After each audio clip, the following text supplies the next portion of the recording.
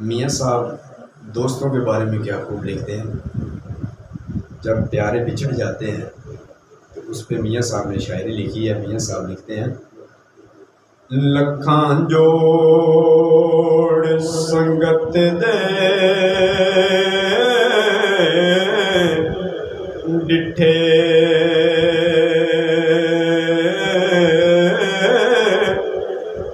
ते आखिर विथाने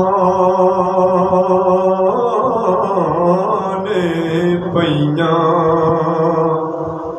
जिन्ना बादों एक पल सी लंघदा अज शक्ल याद न रहियां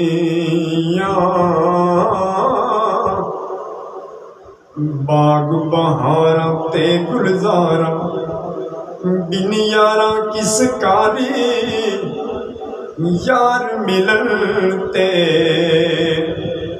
दुख मिट जावन शुक्र करां लख वारी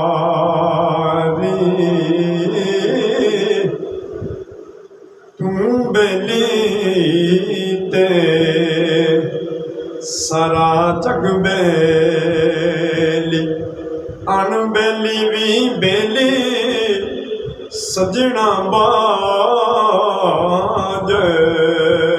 यार मुहम्मद सुंजी पई हवेली।